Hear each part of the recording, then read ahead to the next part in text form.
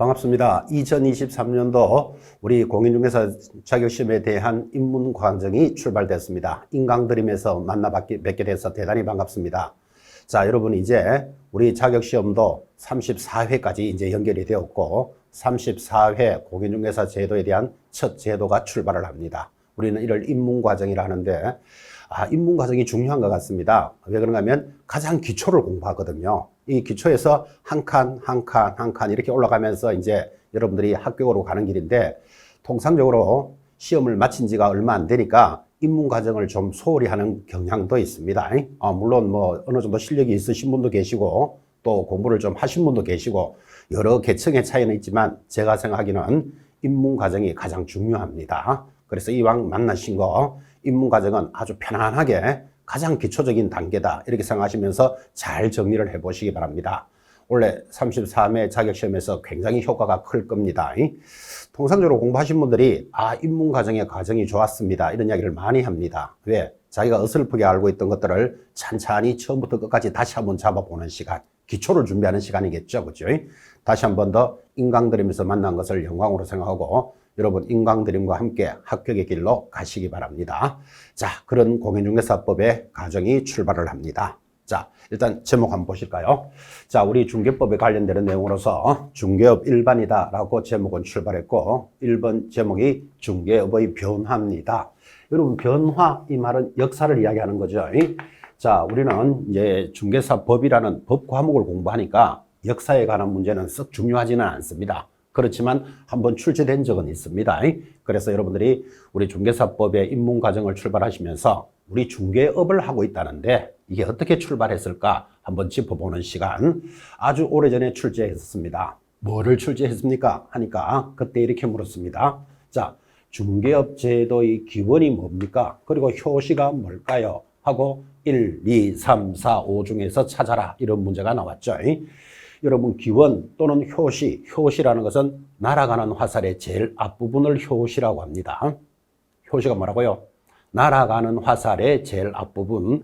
여러분 화살을 핑 쏘면 화살 자체가 빠르게 날아가잖아, 그죠? 근데 그 중에서도 제일 앞부분, 그러니까 어떤 사건이나 사안에 있어서 가장 처음 만나는 것을 효시라고 합니다. 그러면 지금 우리가 말하는 중개업은 어디서부터 출발했느냐? 지금 이 말이겠죠, 그죠? 그때 답이 객상주인, 객주를 답으로 처리했죠. 자, 그러면 아주 오래전에 출제됐던 지문이니까 한번 나왔던 거 두 번 틀리면 쏙상하죠. 그래서 이제 입문하는 과정에서 잡고 갑니다.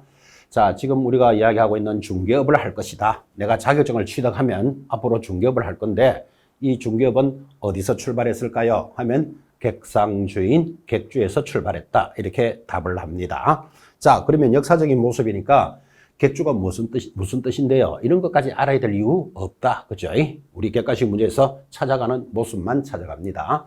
자, 이렇게 해서 이제 출제가 되었으니까 만약에 이 단원에서 다시 나온다면 최초를 물었으니까 최초에 관련되는 게 나오겠죠. 자, 최초에 지금 우리가 말하는 개공사가 누굽니까? 우리는 개업 공인중개사를 줄여서 개공사 이렇게 부를 겁니다. 자, 그러면 최초의 개공사가 누구입니까? 하면 뭐라고 대답할까요? 각회 또는 집주름, 집거간을 이야기하는데 이때 각회라는 말은 가짜는 집가짜입니다. 집을 소개하는 사람, 집을 소개하는 사람이니까 지금 이야기하면 개업 공인중개사의 위치에 있겠고 이를 우리말로 굳이 번역해서 집주름 또는 갈로 열고 집거간이다 라고 표시합니다. 그래서 최초의 개공사가 누구입니까? 하면 각회, 집주름 정도를 들어놓습니다. 그러니까 최초의 중개업 법은 뭐냐? 그죠? 지금 우리가 법을 공부하는 사람들인데 중개업 법에 관련되는 최초는 뭘까요? 하고 물으면 객주 거간 규칙이 도입되었다. 이렇게 대답합니다. 객주 거간 규칙이라는 것은 객주나 거간이라는 사람이 중개업을 할 때 규칙을 정합니다. 예를 들면 서울에 있는 사람은 서울 물건만 하자. 부산에 있는 사람은 부산 물건만 거래하자. 이렇게 규칙을 안 정하니까 서울에 있는 많은 자본과 막대한 기술력을 가지고 지방에 와서 그 부동산을 통째로 다 가져가는 부분이 있을 수도 있었겠죠. 그래서 객주와 거간들이 규칙을 만들었는데 그 규칙을 지금 보니까 법의 모습을 갖추었더라 이렇게 이야기합니다. 자, 그러면 최초의 법의 모습은 무엇입니까? 하면 뭐라고 대답합니까? 객주 거간 규칙이 있었다. 이렇게 정리를 하시고. 자, 이게 이제 1893년도니까 사실상 조선 말기인데, 여러분 참고로 1893년 이런 걸 적었지, 이런 것 공부하시거나 외우시는 분, 암기하는 분은 전형적으로 공부가 안 되는 사람입니다. 지금 이 과목은 법의 과목이니까 역사 중요하지 않다 그랬죠. 그래서 흘러가는 흐름을 보라고 적었는데, 이렇게 시험에 안 나오는 부분만 관리하는 학생들이 있습니다. 전형적으로 공부 안 되는 수준입니다. 그래서 1890년도에 이런 게 있었구나를 보라고 적어 놓은 겁니다. 자, 그러면서 이제 조선시대가 망하면서 일제강점기로 접어드는데, 일제시대 때 넘어오니까 당연히 객주 거간 규칙이라는 건 폐지가 됩니다. 나라가 망했으니까 있어야 될 이유가 없죠. 1910년 이렇게 출발을 하는데, 또 1910년 이런 거 암기하는 거 아니다 이 말이에요. 그 흘러가는 모습을 잘 보라 이런 뜻이었습니다. 자, 일제강점기 썩 우리나라 입장에서 자랑하고 싶은 일정이 아니죠. 나라가 망해서 뭐가 만들어졌는데, 일제강점기 때 뭐가 있었습니까? 이런 것들은 중요한 내용은 아니겠죠. 참고로 보시기 바랍니다. 자, 이제 해방이 됩니다. 해방이 되고 나면 소개영업법이 만들어지고, 이 소개영업법은 신고제로 도입되었다는 게 그래도 중요합니다. 이때 소개영업법의 초기는 부동산 외에 동산 등의 중개도 규율을 했으니까 동산이라는 말이 들어가죠. 앞으로 여러분들은 부동산을 공부하실 분들인데, 동산이라는 말이 들어오면 모든 소개하는 물건들은 소개영업법에서 진행이 되었다 하는 것을 알 수 있습니다. 자, 해방 후에는 우리나라 것이니까 요 정도는 보셔야 되죠. 그래서 최초의 해방이 되고 난 뒤에 중개업에 관련되는 법이 무엇입니까? 하고 물으면 소개영업법 정도를 기억합니다. 동산과 부동산도 관리를 했다. 이 정도가 이제 첫째 단원에서 여러분들이 서론으로 보고 있는 모습이죠. 자, 이렇게 해서 이제 소개영업법이 진행이 되면서 이제 세월이 흘러갑니다. 세월이 흘러서 소개영업법은 신고제로 도입이 되었는데, 이제 부동산 중개업법이 만들어지죠. 1983년도입니다. 그때 1983년도는 우리나라 경제 규모가 급격하게 일어나던 시간입니다. 자, 이렇게 급격하게 경제 규모가 발전을 하게 되면 버려진 땅이 개발이 되고, 새로 공장을 만들고 신도시를 만들고 아파트를 조성하고 하니까 땅의 가치가 막 올라가겠죠. 그러니까 일반적인 사람들이 1년 동안 일 잘하는 것보다 이렇게 부동산 하나 잘 사는 게 훨씬 덕이구나 라는 걸 배우게 됩니다. 지금도 그 모습에서 크게 벗어나진 않았죠. 자, 그러니까 사람들이 일할 생각은 않고 전부 산으로 들로 이제 부동산 땅 보러 다닙니다. 그래서 국가에서 안 되겠다, 부동산에 관련되는 규제를 해야 되겠다 하고 허가제로 도입을 하면서 부동산 중개업법을 만들어지는 계기가 됩니다. 1983년도다 이렇게 돼 있으니까 이제 약 40년 정도 진행이 되었죠. 자, 이랬던 것이 이제 세월이 경제사정과 여러 가지 사회적 규모가 달라지면서 공인중개사 제도가 도입이 됩니다. 그리고 7차 개정에서 허가제로 가던 규제를 뭘로 바꿨다? 등록제로 전환하는 모습도 만들어지는데, 여기 등록이라는 표현 굉장히 중요합니다. 그래서 여러분들은 이제 이 입문 과정에서 뭐 중개사법을 공부해 보신 분도 계실 거고, 아니면 이제 자기가 태어나고 처음 보는 거다라는 내용도 만나는 분이 계실 건데, 앞으로 이 등록이라는 글자에 대해서 진절머리 나도록 배울 겁니다. 그래서 허가제가 등록제로 개정이 되었다. 언제? 1999년인데 연도는 중요한 거 아니라 그랬죠. 그죠? 이렇게 해서 변화가 왔구나를 봅니다. 자, 그랬던 법이 이제 현재 지금이죠. 지금 여러분들은 이 과목에서 40문항이 출제되는 과목인데, 지금 과목이 뭐다? 공인중개사법 하는 게 이제 지금 만들어졌고, 역시 등록제로 갑니다.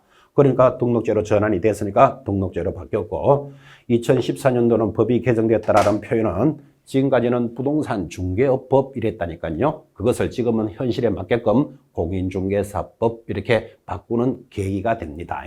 자, 그렇게 해서 이제 고려시대 때부터 쭉 현재까지의 역사적인 모습인데, 썩 중요한 단원이 아니라 그랬습니다. 그래서 여기서 여러분들이 굳이 짚어야 된다면, 지금 이제 최초의 기원, 효시 이런 것들을 이제 가볍게 접근을 하셨다면, 여러분들은 법을 배우는 분들이니까 이 법에 대해서는 규제하는 방식이 중요한 겁니다. 어떻게 규제를 했을까요? 이게 법의 모습인데, 자, 그 옛날에는 자유롭게 했을 겁니다. 고려시대 때부터 시험에 합격한 사람만 중개업을 해라, 그렇지는 않았겠지, 그죠? 그래서 그 시절에는 자유롭게 했는데, 이제 객주거간 규칙이 만들어지면서 인가제, 다시 나라가 망하면서 자유영업제로 갔다가 일제시대 때는 허가제로 왔다가 다시 최초로는 신고제가 도입이 되고 그 다음 허가제, 등록제로 바뀌었습니다. 자, 이게 이제 지금 현재의 규제 방식인데 이 부분은 시험에 연결이 될 수도 있습니다.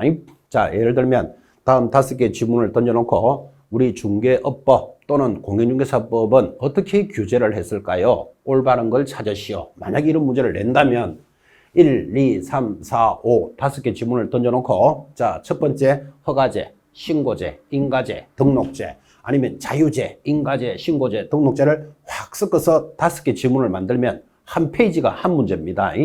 그러면 전형적으로 공부 못하는 사람 요거 다르고 요거 다르고 요거 다르고 요거 다르고 이렇게 따라가면 한 문제당 1분에 한 문제씩 여러분은 해결을 해야 되는데 5분 동안 쳐다보고 있는 문제가 많아지겠죠. 그래서 만약에 그런 문제를 물었다 그러면 여러분들은 그 옛날에 어떻게 했는가 지금 크게 중요한 거 아니죠. 그 역사적인 책을 막 펴놔놓고 지금 알아야 될 그런 내용도 아니고 현대 걸 잘 보셔야 돼. 자, 그래서 중개사법은 신고제가 허가제, 등록제로 바뀌었다. 요 부분이 포인트니까 그 옛날에는 자유롭게 했을 것이다. 여기에 대해서 여러분들은 이론이 없죠. 그 고려시대 때부터 시험 쳐가지고 합격한 사람만 중개업을 하라라고 했을지는 안 했을 거예요. 그죠? 그래서 자유제로부터 출발한 규제가 자, 중간에 인가제라는 거 보이시죠? 인가제. 다시 또 자유제로 바뀌었죠. 그리고 그래서 허가제로 가던 것이 해방이 되면서 신고제로 바뀌었고 다시 허가제로 가다가 지금은 등록제입니다. 라는 개념이 보이니까 이거를 다 암기한다. 이런 식으로 접근하는 게 아니고 그 옛날에는 자유롭게 했을 것이다. 여기에 대해서는 이유가 없잖아. 그죠? 그 다음 중간에 내용은 어떻게 바뀌더라도 인가, 자유, 성인 뭐가 막 바뀌더라도 마지막에는 신, 허 등으로 규제가 되었다. 이 부분을 찾아내는 게 그 문제의 답이죠. 이 역사적인 모습, 자유제, 인가제, 성인제 이거 다 찾아가면서 챙겨야 될 내용은 아니지 않습니까? 자, 그래서 만약에 이런 문제를 걸었다 그러면 1, 2, 3, 4, 5 5개의 지문이 아무리 요란하게 나오더라도 그 옛날에는 자유롭게 했을 것이다. 그 고려시대 때부터 뭐 합격한 사람만 중개업을 해라. 그랬을 리는 없겠죠. 자유제로부터 출발한 규제가 중간에는 어떻게 바뀌더라도 마지막에는 신, 허 등으로 규제했다. 이 정도를 찾아내는 문제가 관리가 될 겁니다. 자, 이 정도 내용을 여러분들 집에 가서 다시 막 복습한다. 이건 무리죠. 단순한 내용이니까 뭐라고 기억합니까? 신, 허 등으로 규제했다. 이렇게 기억을 합니다. 자, 신, 허 등이 발음이 잘 안 되시는 분은 신호 등으로 규제했다. 이렇게 기억하시기 바랍니다. 지금 밖에 나가면 신호등이 무슨 역할을 하죠? 여러분 사거리의 신호등이 어떻게 하죠? 빨간불이 오면 서세요. 파란불이 오면 가세요라고 신호등이 교통을 규제하듯이 우리 중개업도 신호등으로 규제하였다. 이렇게 오늘 들은 자리에서 그대로 정리합니다. 이 정도 내용을 뭐 복습한다, 예습한다 해야 될 내용은 아니죠. 신호등으로 규제를 합니다. 자, 여기서 이제 조금 앞으로 여러분들이 수업이 진행이 된다면 이렇게 단조롭게 신호등으로만 물어주면 좋겠는데 또 여기다가 뭐 신고제, 등록제, 허가제를 섞을 수도 있거든. 그죠? 그러면 하나가 섞어서 들어올 가능성이 있으니까 공부를 어디까지 하는가 하면 여기 일제시대 때는 허가제가 있었다는 걸 좀 알고 있으면 기준이 다시 움직이지는 않겠죠. 자, 그래서 앞으로 수업을 하면서 조금씩 과정에 발전이 될 때는 자유제로부터 출발한 규제가 중간에는 어떻게 바뀌더라도 허, 신, 허 등으로 규제했다. 이렇게 알면 좀 더 좋겠다. 그죠? 그렇게 해서 이제 내년 시험 대비해서 여러분들이 연결을 합니다. 그게 어렵지 않죠? 신호 등으로 규제했다. 그걸 기억하시든지 조금 더 심화학습으로 허신, 허 등으로 규제했다. 마지막 순서는 그렇게 맞아야 된다라는 걸 기억합니다. 그러면서 다시 강조하지만 지금 현재는 무엇을 하고 있죠? 규제를 등록으로 규제하고 있습니다. 그래서 아까 살짝 이야기했죠. 등록이라는 말 굉장히 중요하다고. 여러분들 1년 동안 이제 우리 중개법에 대해서는 등록이라는 말을 진절머리 나도록 들을 겁니다. 살짝 시험 문제 하나 내볼까요? 중개업을 하기 위해서는 영업 허가를 받아야 한다. X입니다. 뭐 해야 된다? 등록해야 된다 그랬잖아, 지금. 그죠? 그래서 등록이라는 지문의 의미를 잘 새겨보는 시간. 자, 이게 이제 우리 서론입니다. 총칙 단원에서. 아주 오래전에 출제된 단어니까 그냥 석 지나가기는 좀 아쉽죠.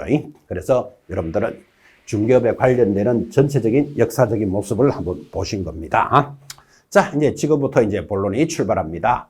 앞으로 여러분들은 계속 공부를 하셔야 될 내용, 우리 중개사법을 가지고 40문항을 만나는데 이 법의 법적인 성격은 어떻게 됩니까? 하면 첫째, 중개법에 관한 일반법적 성격이다. 그래서 일반법적이라는 말을 다른 말로는 기본법이다. 이 말하고 같은 거예요. 무슨 뜻인가 하니까 중개업을 할 때 도로교통법, 변호사법 이런 거 보는 거 아니다 이 말이에요.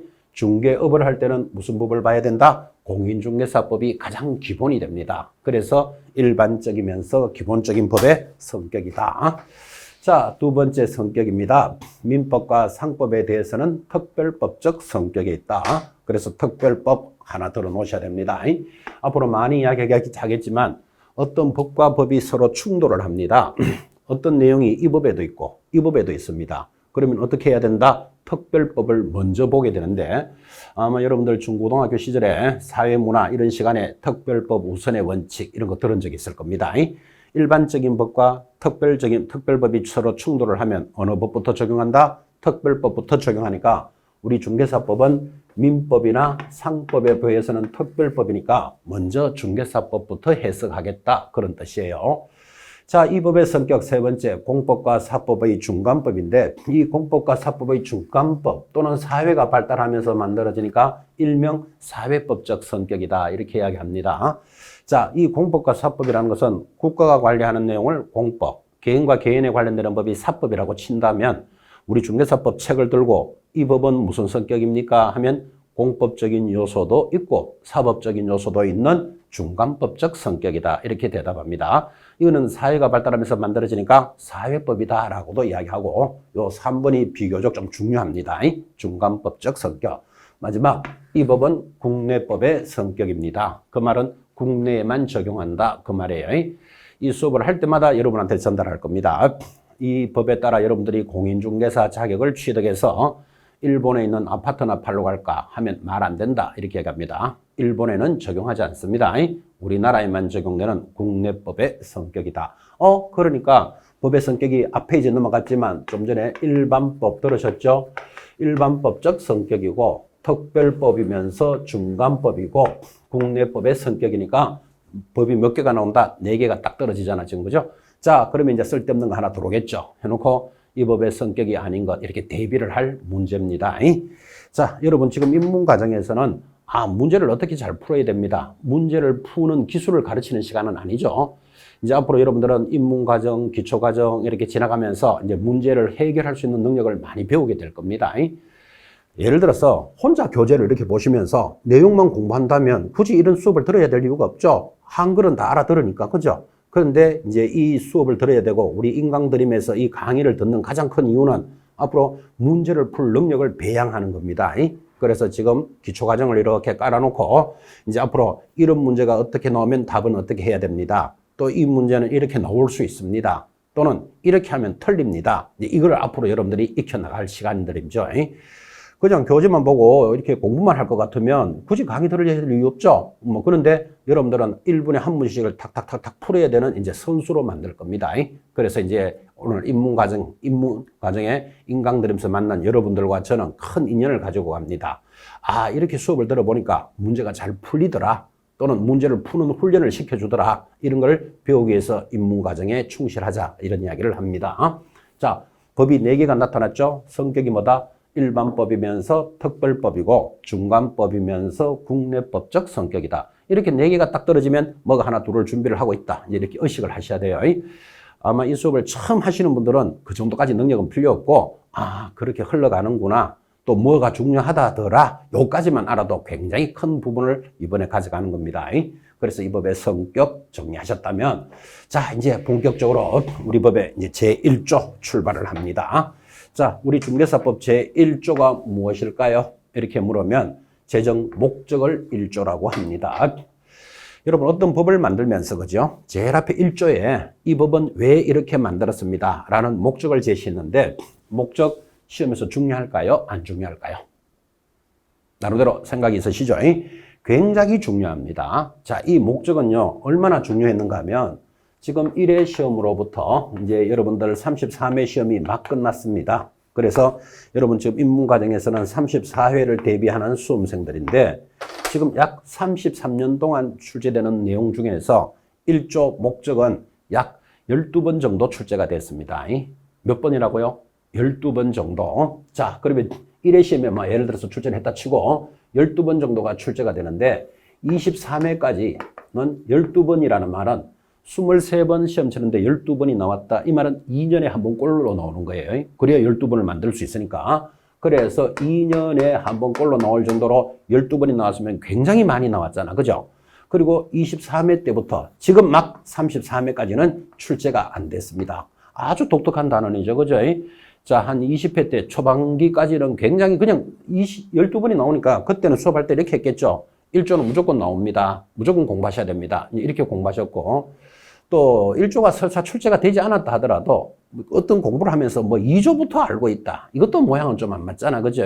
그래서 1조는 자존심을 걸고라도 익히셔야 되고 출제가 그렇게 되었는데 어쨌든 23회부터 33회까지 약 10년간은 출제가 안 됐습니다. 아주 독특한 단원이니까 자, 여러분이 공부하는 34회 때는 출제가 될까요? 안 될까요? 여러분은 그게 제일 중요한 분들이잖아요. 지금 그죠? 자, 될까 안 될까요? 모르지. 일단은 뭐 그냥 모른다. 이렇게 보셔야 되죠. 그런데 나올 가능성도 있고 또 자존심 문제라 그랬잖아요. 1조 정도는 알고 공부하셔야 된다. 그죠? 그렇게 해서 자주 출제가 되었는데 자, 그럼 이렇게 자주 출제되던 1조는 어떤 내용일까요? 하니까 보고 계십니까? 공인중개사의 업무 등에 관한 사항을 정하여 그 전문성을 제고하면 중개업을 어떻게 한다? 건전하게 육성할 겁니다. 그렇게 육성이 되면 최종 목적은 국민경제에 이바지함을 목적으로 한다. 이 단원이 제1조 목적인데 놓고 보니까 모두 몇 개가 보이죠? 공인중개사 하나, 전문성 둘, 중개업 3개, 육성하여 4개죠. 그리고 국민경제 5개니까 여러분들이 만나는 시험은 오지선다형을 준비하는 학생들이잖아. 그죠? 그러니까 이제 이것들을 건드리면서 시험을 12번 정도 출제를 했던 것들입니다. 자, 예를 들면 최종 목적은 국민의 재산권 보호에 기여한다. 국민의 재산권 보호라는 말이 있다 없다? 없잖아. 국민 경제에 이바지하잖아. 그죠? 이렇게 유사 표현으로 물었던 게 12번을 물었다 이 말이에요. 얼마나 모질게 들어오는지 부동산 중개업을 건전하게 육성하여 이렇게 나가잖아. 그죠? 근데 여러분들은 중개 업무를 만약에 시험 이렇게 나왔다면 이거 틀린 거 찾아내겠냐고 웬만큼 눌박을 가서 묻자 하나 더 묻는 거 못 찾아냅니다. 그러니까 대충 설렁설렁 공부하면 1번은 무조건 틀리는 겁니다. 그래서 글씨 하나, 토시 하나를 정확하게 보셔야 되고 여기 공인중개사의 전문성을 제고하는데 예를 들어서 공신력을 제고하고 이렇게 들어온다니까요. 근데 우리끼리 알다시피 개업 공인중개사의 믿음성, 공신력도 제고돼야 되는 게 맞잖아요. 근데 이 법의 목적은 아니다 이 말이에요. 그죠? 그래서 이렇게 물었던 걸 12번을 물었으니까 그때 나왔던 문제들이 얼마나 양이 많겠어요. 12번이나 나왔으니까. 예를 들면 부동산의 수요 공급을 조절하고 막 이런 말이 나온다고요. 자, 수요 공급의 조절은 지금은 입문과정에서는 여러분 기초지만 앞으로 부동산 학개론 또는 부동산 공법 이런 과목을 들으시면서 수요 공급의 조절 굉장히 중요하게 듣습니다. 그러니까 그런 내용들이 중요한 문제들을 여기 목적으로 딱 걸어놓으면 그게 틀린 답이 될 거라고 생각하기가 어렵다니까. 그죠? 예를 들어서 부동산에 관련되는 이야기, 여러 신문지상이라든지 뉴스에 보면 부동산 투기를 방지해야 된다. 투기를 억제해야 된다. 이런 말 얼마나 많이 들었어. 그죠? 투기 방지, 투기 억제가 이 법의 목적에 해당되지 않습니다. 그러니까 이 단어는 대충 설렁설렁 공부하면 무조건 날아갑니다. 그래서 1조는 5가지를 정확하게 봐야 돼. 기초부터 너무 세게 묻는 것 같은데 자, 5가지가 뭐라고요? 1. 공인중개사를 찾으셔야 돼. 2번째, 전문성의 제고입니다. 저를 공신력 이런 식으로 들어온다니까요. 전문성을 제고하면 중개업이라 그랬지 중개업무 이런 표현에 당하면 안 된다고요. 중개업을 건전하게 뭐하죠? 육성한다 그랬잖아요. 이를 건전하게 지도 육성하고 이래 들어온다니까요. 그죠? 지도한다는 말이 있다 없다? 없죠. 육성하여 최종 목적은 뭐다? 국민경제에 이바지한다 해서 5가지를 잡으셔야 돼. 왜 5가지인가 하면 여러분들이 만나는 시험은 오지선다형을 만나는 분들이니까. 그죠? 항상 어떤 단어를 가지고 나는 시험을 칠 사람들이니까 어떤 내용에 대해서 시험을 내면 어떻게 될까? 하나, 둘, 셋, 넷, 5가지로 자르는 연습을 계속 하셔야 돼요. 그래서 고득점으로 가는 거예요. 어떤 내용을 지금 기초관, 이제 입문 과정에서는 익히는 것도 중요하죠. 뭐 이런 내용이 있구나를 뭐 허신허등, 신허등으로 개정되었다. 이런 내용도 들어는 놔야 되지만, 들어는 줘야 되지만, 앞으로 어차피 여러분들은 시험을 치려고 하는 사람들이잖아. 그죠? 시험에 접근하기 위해서는 어떤 내용을 5가지로 자르는 연습을 하셔야 됩니다. 그 수업을 굉장히 제가 강조하면서 많이 할 겁니다. 자, 그렇게 해서 우리 중개사법에서 이렇게 5가지로 오지선다형의 대비를 자꾸 훈련을 하시면 다른 과목, 민법이라든지 학개론이라든지 부동산 공법, 세법 등 다른 과목도 5개로 잘라가는 눈이 보이도록 만들어 붙일 겁니다. 그래서 이제 인강드림에서 여러분들은 소개 성과를 만드는데 기여를 하고자 할 겁니다. 자, 대충 1조 이렇게 출제되었고 뭐를 중요하게 여기는구나, 5가지를 잘 봐야 되는구나 라는 의미를 여러분들은 보셨습니다. 사실은 이제 제1조 목적까지가 서론입니다. 이제 출제가. 자, 우리 공인중개사법은 실제로는 제2조부터 이제 본격적으로 출발을 하게 됩니다. 자, 본론인 제2조는 어떻게 연결이 될까요? 하면 제2조 용어의 정의 이렇게 출발을 하고, 여러분 지금은 이제 교재가 아직 준비가 됐는지 잘 모르겠습니다만 이 용어의 정의라는 파트가 탁 출발을 하면요, 우리 공인중개사법에서는 제목 옆에 반드시 뭐 적어야 된다? 암기 적어라. 이렇게 계속해서 강조할 겁니다. 기본서든 요약집이든 뭐 특강 자료든 뭐 백선 쪽집게 문제든 앞으로 여러분들은 용어의 정의가 딱 뜨면 옆에 뭐라고 적혀 있어야 된다? 암기 요구할 겁니다. 자, 보통 우리는 공부를 함에 있어서 암기를 잘해야 될까요? 이해를 잘해야 될까요? 여러분, 이해를 해야 될까요? 암기를 해야 될까요? 하면 통상적인 학습은 이해 위주로 하셔야 됩니다. 왜 이해 위주로 하셔야 되는가 하면 내가 암기를 했는데 암기한 대로 나오면 찾아갈 수 있지만 암기한 곳에서 조금이라도 벗어나면 암기한 사람은 해결할 능력이 안 돼. 근데 이해를 하고 있으면 변형을 주더라도 따라가면서 바꿀 수 있잖아. 그죠? 그래서 모든 학습은 이해 위주로 합니다. 이렇게 이제 초등학교 때부터 초, 중, 고까지 여러분들은 이해 위주로 학습을 해야 됩니다 라는 수업을 많이 들었을 건데 아주 독특하게 이 단원만 딱 오면 이건 암기해야 됩니다. 아주 그래서 용어의 정의는 옆에 들어오면 반드시 뭐 암기 이렇게 적으시고 앞으로 이제 이 입문 과정이 지나서 기초 과정, 뭐 심화 과정 이렇게 가실 때도 이 2조 용어의 정의 옆에 암기라고 돼 있습니까? 제가 항상 물으면서 출발할 겁니다. 그러면 여러분들은 암기하라 그랬으니까 나 지금 암기가 돼 있느냐를 스스로 가늠해 보셔야 된다고요. 자, 모두 암기해야 될 용어는 6개가 준비가 됩니다. 이 용어가 얼마나 중요한가 하면, 그죠? 여러분들이 이제 민법 이런 수업을 공부하신 분도 계실 거고, 또 이제 앞으로 하시겠지만, 민법을 처음 수업 들어보면 쉬울까요? 어려울까요? 또는 재밌을까요? 재미없을까요? 많은 사람들, 100명의 사람들한테 물었을 때 민법을 처음 들어보면 뭐라고 이야기한다? 어렵다. 이렇게 이야기합니다. 이 민법 박사도 아마 어렵다고 이야기할걸요? 민법에 박사 학위를 가지신 분도 자기가 공부한 부분은 박사겠지, 잘 아니까. 그럼 이 민법은 여러분들이 보시다시피 이 바닥에서 천정까지, 하늘까지의 내용입니다. 내용이 얼마나 많다는 걸 이야기하는 겁니다. 자, 이 많은 내용을 민법을 한번 들어보고는 재미있네, 괜찮네, 이렇게 해석하시는 분은 뭔가 문제 있는 사람입니다. 우리말로 집안에 우환이 있다, 이렇게 봅니다. 그러니까 누구라도 민법을 들어보면 어렵다, 힘들다, 무슨 말인지 모르겠다. 이게 민법을 들어보고 처음 이야기해야 될 그 내용인데, 그러면 왜 어렵다, 잘 못 알아듣겠다, 힘들다라고 표현할까요? 이유는 용어 때문에 그렇습니다. 그래서 민법에서 첫 시간에 입문할 때 왜 어렵는데 하면 용어가 어렵기 때문에 그렇습니다. 여러분, 우리는 어떤 일을 할 때, 그죠? 두 사람이 계약을 했어. 근데 이제 뭔가 뭐 마음에 안 들었겠지? 그럼 우리가 저 계약이 깨졌다? 이렇게 표현하면 무슨 말인지 알아들으셨죠? 뭐 계약이 깨졌대. 근데 민법책 어디에도 계약이 깨졌다라고 표현하지 않는다고요. 계약이 무효되었다, 해지되었다, 해제되었다, 취소되었다 이렇게 표현한다고. 자, 깨지는 모양도 가지죠. 무효, 해제, 취소, 그죠? 해지. 이게 하나하나가 다 다르다니까요. 그러니까 이런 용어를 따라가야 되니까 이제 이게 쉬운 이야기가 아닌 거지. 그냥 계약이 깨졌다 이러면 알아들었을 건데, 계약이 무효되었다, 해제되었다, 취소되었다, 해제되었다 이렇게 이야기한다니까요. 여러분, 법률 행위, 법률의 사실, 법률의 규정 이런 말들이 얼마나 추상적이에요.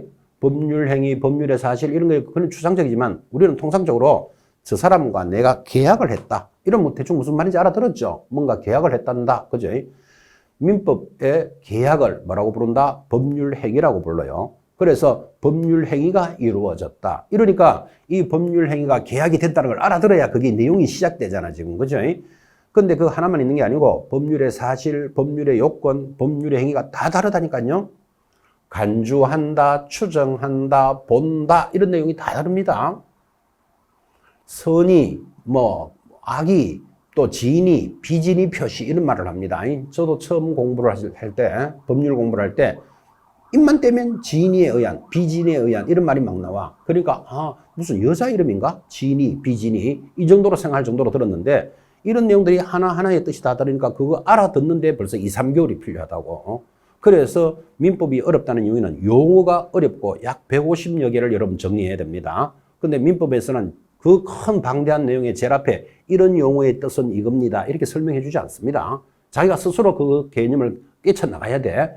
그래서 누구라도 민법은 처음 들으면 무조건 어렵다, 힘들다, 무슨 말인지 못 알아듣겠다. 이게 모든 사람의 공통적인 생각이에요. 그런데 이제 그 어려운 과정을 한 2, 3개월 쭉 넘기면 그 했던 이야기 계속 듣게 되겠죠. 2, 3개월 넘기면 이제부터 귀가 좀 뚫려. 귀가 좀 뚫리면 이제 내용이 이제 들어오기 시작하는 거예요. 그렇게 해서 이제 여러분 소기의 성과로 가는 이제 그런 과정을 간다면 우리 중개사법에서는 이 용어를 반드시 암기해야 된다 했는데 이 과목이 얼마나 효자 과목이 가면 반드시 알아야 될 거 모두 몇 개를 제시한다? 6개를 딱 제시합니다. 그래서 6개까지는 암기해야 된다. 그럼 우리 중개사법은 민법과 같이 똑같은 40문항이 출제되는 과목에서 몇 개 암기하라고요? 6개는 암기해야 된다. 그랬으니까 우리 과목이 얼마나 효자 과목이다라는 걸 알 수 있습니다. 자, 용어가 중요하다는 내용을 가지고 이 정도로 진하게 이야기했는데 그럼 용어 6개가 뭐냐? 부터 한번 보고 가봅시다. 자, 반드시 암기가 될 용어 첫 번째 중개라는 용어가 있습니다. 중개 암기하셔야 돼요. 자, 전체 내용부터 먼저 보고 정리합시다. 두 번째, 공인중개사라는 정의가 있습니다. 공인중개사도 여러분 참 많이 들었죠? 지금 공인중개사도 공부하고 계시는 분들이고, 암기하셔야 됩니다. 공인중개사. 자, 세 번째 정의, 중개업이라는 정의도 공부해야 됩니다. 오늘도 진하게 강조할 겁니다. 그래서 중개업이라는 용어도 암기해야 됩니다. 네 번째 넘어가면 개업공인중개사라는 정의. 네 번째 개업공인중개사인데 이게 말이 길어서 앞으로 여러분들은 계속 수업할 때 개공사 이렇게 하면서 출발을 할 겁니다. 다섯 번째 소속공인중개사라는 정의 보이십니까? 자, 소속공인중개사도 말이 길잖아, 그죠? 그래서 우리는 이것을 소공사 이렇게 대답할 거예요. 마지막 여섯 번째가 중개보조원이라는 용어입니다. 여기까지 6가지를 뭐 해야 된다? 시험 때까지 암기해야 된다 하고 이제 출발을 합니다. 자, 이제 앞부분까지는 뭐 역사적인 모습, 그 다음에 제1조, 목적에 대해서 여러분이 공부를 하셨다면 지금 제2조부터가 사실상 본론이라 그랬잖아, 그죠? 그래서 용어에서 반드시 몇 개, 6가지를 암기하셔야 됩니다. 이 입문 과정에서 6가지가 암기가 되고 암기가 된 분들은 이제 기초과정, 심화과정 가면서 이 용어에서 이제 살을 붙이겠죠. 그리고 이제 문제에서 연결이 될 겁니다. 그래서 용어는 굉장히 중요하다. 이야기를 몇 번째 강조했습니다. 민법이 어렵다는 뜻은 용어가 어렵기 때문에 어렵습니다. 근데 민법에서의 용어는 모두 150여 가지가 필요한데 이거를 적어놓고 이거를 암기하라고 제시하지 않습니다. 자기가 스스로 체크해야 돼. 근데 우리 중개사법은 제2조에서 용어의 정의에서 공부해야 될 것을 나열을 해줍니다. 그래서 이 과목이 굉장히 편합니다. 여러분 이런 생각도 해보셔야 되죠. 어떤 사람은 그죠? 어떤 사람은 공부를 이만큼 해. 그럼 공부를 많이 한다 이 말이에요. 공부를 이만큼 했는데 점수는 이만큼 나와요. 이거 좋은 현상이다, 나쁜 현상이다. 지극히 참 실패한 인생이죠. 공부를 얼마나 했다고요? 이만큼 공부를 했는데 점수는 이거밖에 못 받아. 그런데 똑같은 공부를 하는데 점수를 이만큼 받아요. 그런데 공부는 요만큼 해. 자, 공부는 이만큼인데 점수를 이만큼 받았다. 여러분들은 1번과 2번 어느 걸 선택해야 되죠? 당연히 2번이지, 그죠? 여러분들은 무엇 때문에 인격을 양성하려고 이 공부하는 거 아니잖아, 지금, 그죠? 반드시 점수를 받아서 자격시험에 합격을 해야 될 분들이잖아, 그죠? 그럼 똑같은 내용을 공부를 했는데 공부를 똑같이 했는데 점수를 요만큼 받는 사람이 있고 이만큼 받는 사람이 있어요. 차이가 뭘까요? 뭐 여러 가지 차이가 있겠지. 뭐 이해력의 차이다, 자기 IQ의 차이다, 아니면 그날 시험 치는 운의 차이도 있겠지. 시험에 운도 있겠죠. 이런 등등의 차이가 있지만 결론은 뭔가 하면요. 시험에 나오는 부분을 공부를 하셔야 돼. 그죠? 어떻든 같은 공부를 하더라도 점수를 잘 받는 사람은 점수에 관련이 돼 있는 거예요. 자, 그러면 지금 우리가 이야기하는 거 똑같은 민법을 공부하시는데 민법이 몇 문항이 출제된다? 40문항이 출제돼요. 지금 우리가 하고 있는 중개사법 또 몇 문항이 출제된다? 40문항이 출제가 돼요. 자, 그런데 민법의 범위는 아까 바닥에서 하늘까지 범위가 크다 그랬잖아. 그죠? 그리고 입문하면서 어렵다 그랬잖아요. 그래서 이 40문항이 똑같이 나오는데 우리 중개사법은 공부를 한 만큼 점수가 나온다고. 공부를 한 만큼 점수가 나오니까 중개사법은 절대로 여러분들이 소홀히 하면 안 됩니다. 이제 이 중개사법은 내용도 좀 편안하고 또 현실적인 과목이니까 재미도 있어. 현장에서 일어나는 이야기니까. 뭐 중개사무소를 2개 갖추면 1년 징역 1,000만 원 벌금입니다. 뭐 이런 수업을 한다니까요. 자, 그러니까 굉장히 현실적이니까 재미도 있어. 자, 범위도 단조롭고 재미도 있고 내용도 알아듣겠어. 지금 현장에서 일어나는 일들이니까. 보다시피 선생님도 좀 잘 가르치는 것 같죠? 선생님도 잘 가르쳐. 그런데 점수가 뭐 같네. 이렇게 된다고. 왜 그런가 하면 공부를 소홀히 하기 때문에 그래요. 편안하게 잘 알아들었으니까 내가 그냥 대충 잘 할 거야 라고만 하고 공부를 안 한다니까요. 그래서 정작 똑같은 문항이 출제되는데 우리 중개사법에서 점수를 많이 받아서 어려운 과목에 점수를 보태줘야겠죠. 평균 60점이면 합격 점수잖아. 그죠? 그래서 여기서 고득점을 해야 되는데 대충 나는 알아들었다 하고 책을 덮는 경향이 많다니까요. 그래서 중개사법이 중요하다는 이야기를 다시 빗대어서 하는 겁니다. 만약에 입문 과정에서 처음 오신 분은 뭐 이조차 이야기도 사실은 이해가 잘 안 될 겁니다. 이제 앞으로 이제 공부를 해보거나 시험을 치어보신 분들은 뭐 절실하게 느낄 내용들이지만 지금 무슨 이야기를 하려고 이렇게 갔죠? 똑같은 40문항의 준비인데 민법은 굉장히 어렵다 그랬잖아. 공부도 많이 해야 된다고. 그런데 우리 중개사법은 자기가 한 만큼 점수가 올라간다. 그렇죠? 그래서 아주 효율적인 과목이니까 똑같은 내용을 공부하더라도 여러분들은 점수를 많이 받는데 의미를 갖도록 그렇게 하기 위해서는 우리 이 과목을 잘해야 됩니다. 이제 그 이야기 하려고 한 거예요. 자, 이런 이야기조차도 여러분들이 앞으로 공부를 하면서 익혀나가야 될 모습이라면 자, 6개 정의를 보셨죠? 이제 1번부터 다시 이제 하나씩 새겨 가봅시다. 자, 1번의 정의입니다. 첫 번째 알아야 될 거 뭐? 중개라는 정의 암기하셔야 됩니다. 뭐라고요?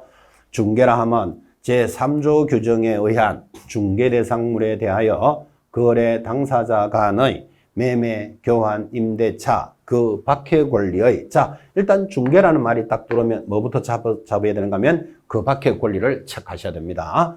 그 밖의 권리의 덕실 변경에 관한 행위를 알선하는 것, 이를 용어의 정의로서 제시했으니까 이거 암기하셔야 되고 자, 여러분 이 암기는 오늘 당장 다 암기해야 될 필요는 없죠. 언제까지? 시험 칠 때까지 암기하면 됩니다.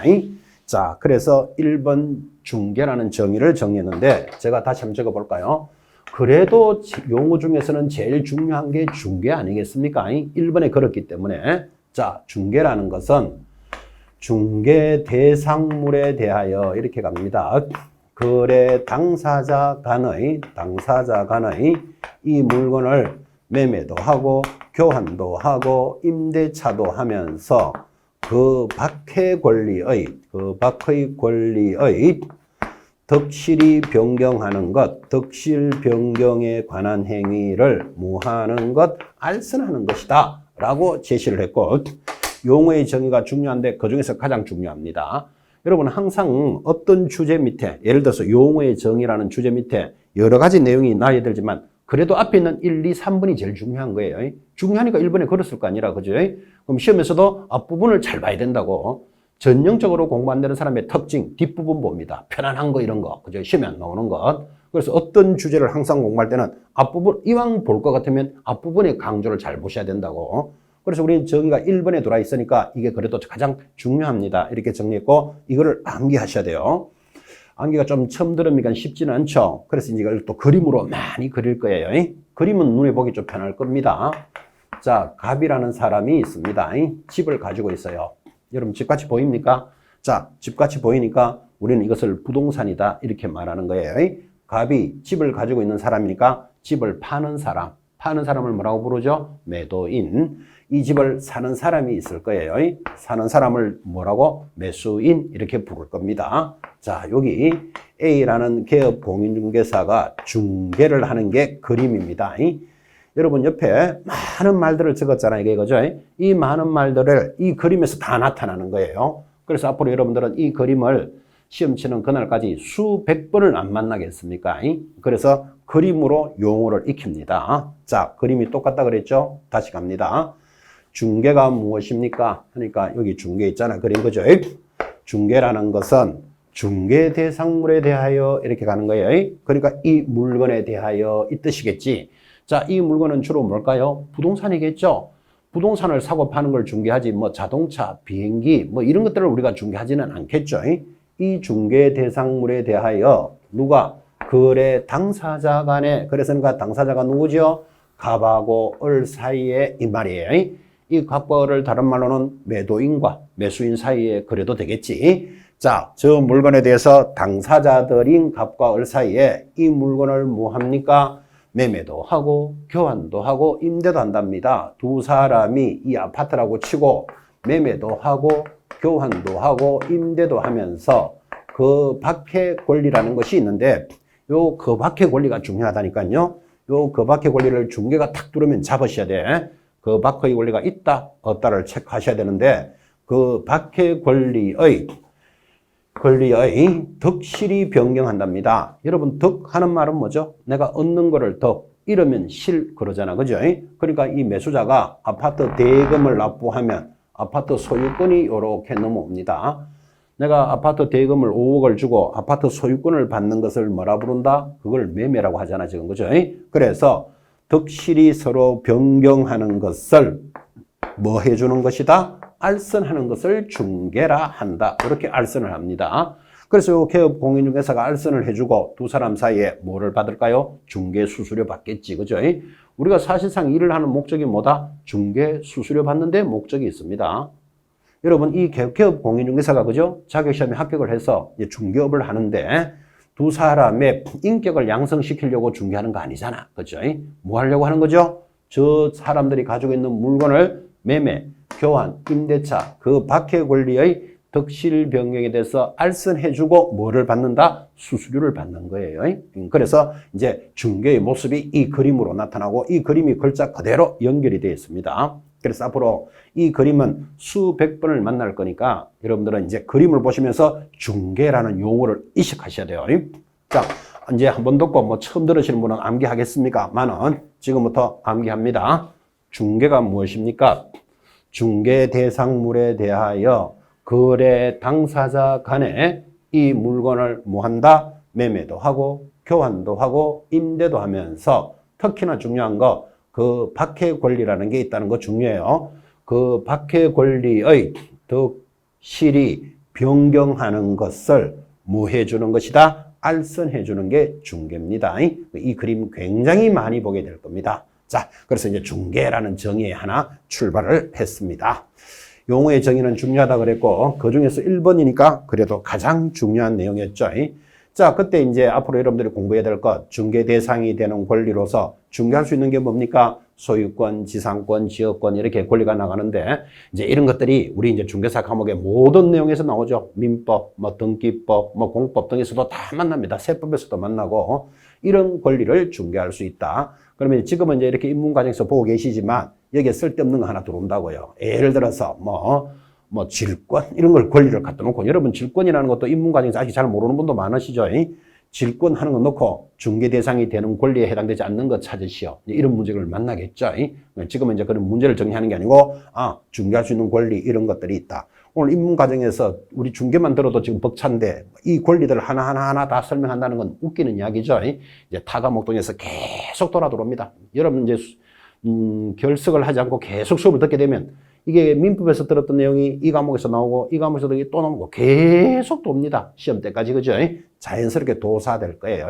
자, 그러면서 또 답이 들어오죠. 중개 대상이 되지 않는 권리 이런 것들이 있다. 그죠? 이거는 되고 이거 안 되는 권리 이렇게 이제 구분을 해 나갈 겁니다. 자, 그리고 중개와 구별되는 다른 행위로서 이제 우리가 지금 중개하고 있는 이 그림을 보고 계시면서 민법에서 말하는 대리하고 차이는 뭐냐? 이제 대리 이런 모습이 보이죠.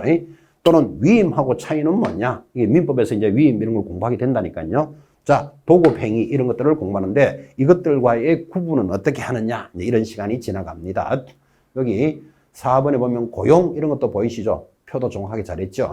자, 그럼 민법에서 말하는 고용하고 우리 중개의 관계는 어떻게 되느냐? 또 민법에서 말하는 현상 광고하고의 관계는 어떻게 되느냐? 이런 것들이 공부해야 될 내용인데 아직까지 민법의 민자도 모르는데 이 민법하고 우리하고 비교한다. 이건 좀 어렵죠, 여러분들이. 그죠? 그래서 이런 행위들과의 차이점이 있다. 그렇게만 보시면 됩니다.